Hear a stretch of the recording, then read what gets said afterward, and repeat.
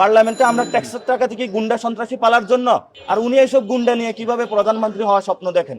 উনি কি পার্লামেন্টে কতগুলা গুন্ডা সন্ত্রাসী লয়ে ঢুকবেন? তারেক রহমান যে কে ভুল করেছে তার পাপের প্রায়শ্চিত্ত আপনারা ভোটের মাধ্যমে নিশ্চিত করবেন, তাকে লাল কার্ড দেখাবেন, যাতে আর জীবনে সাহস না করে সন্ত্রাসী, চাঁদাবাজি, দুর্নীতিবাজ, ঋণ খেলাপি, দ্বৈত নাগরিকদেরকে মনোনয়ন দেওয়ার। আমরা আশা করব যে আগামীতে তারেক রহমান ভালো মানুষদের নমিনেশন দিবেন।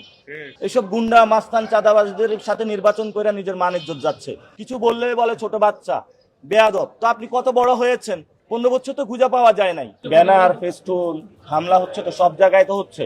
এখন নমিনেশন দিছে সন্ত্রাসী, হাতে হলো অস্ত্র, ওর হাতে আপনি কলম তুলে দিবেন কিভাবে?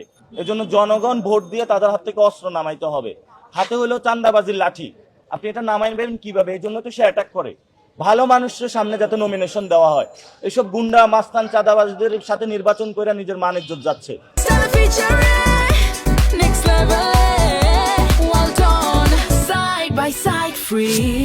এজন্য হলো আমরা সব দলকে আহ্বান জানাবো, ফিউচারে যারা লোকাল গভর্নমেন্টে যাদেরকে নমিনেশন দিবেন আপনারা ভালো মানুষদেরকে দিবেন। এরা এক এক জায়গায় উকি মারে সন্ত্রাসী কার্যক্রম চালায়, ভোটারদের ভয় দেখায়। আমরা যারা সুস্থ একটা গণতান্ত্রিক চর্চা করতে চাই, এদের কারণে আমরা পারছি না। আমরা আশা করব যে আগামীতে তারেক রহমান ভালো মানুষদের নমিনেশন দিবেন। আর উনি এইসব গুন্ডা নিয়ে কিভাবে প্রধানমন্ত্রী হওয়ার স্বপ্ন দেখেন? উনি কি পার্লামেন্টে কতগুলা গুন্ডা সন্ত্রাসী লয়ে ঢুকবেন? পার্লামেন্টে আমরা ট্যাক্সের টাকা থেকে গুন্ডা সন্ত্রাসী পালার জন্য? পুরো বাংলাদেশের মানুষ তারেক রহমান যে কে ভুল করেছে তার পাপের প্রায়শ্চিত্ত আপনারা ভোটের মাধ্যমে নিশ্চিত করবেন। দাঁড়িপাল্লা এবং শাপলাগলিতে ভোট দিবেন, তাকে লাল কার্ড দেখাবেন, যাতে আর জীবনে সাহস না করে সন্ত্রাসী, চাঁদাবাজি, দুর্নীতিবাজ, ঋণ খেলাপি, দ্বৈত নাগরিকদেরকে মনোনয়ন দেওয়ার। এই সাহস যাতে জীবনে আর না করে, এবং তাকে বিশ্রাম নেওয়া উচিত। তার খালেদা জিয়া মা জিয়াউর রহমান যেভাবে পলিটিক্স করেছে, এটা আবার একটি ইতিহাসগুলা পড়া প্রয়োজন। গুন্ডামি মাস্তানি পাইছে নাকি বাংলাদেশে? আমরা এগুলা করতে দিব না ইনশাআল্লাহ।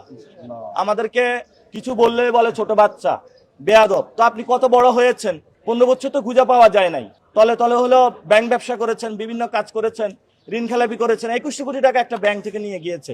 আবার বড় জোর গলায় বলে আমি অন্য দলকে আসতে দিব না।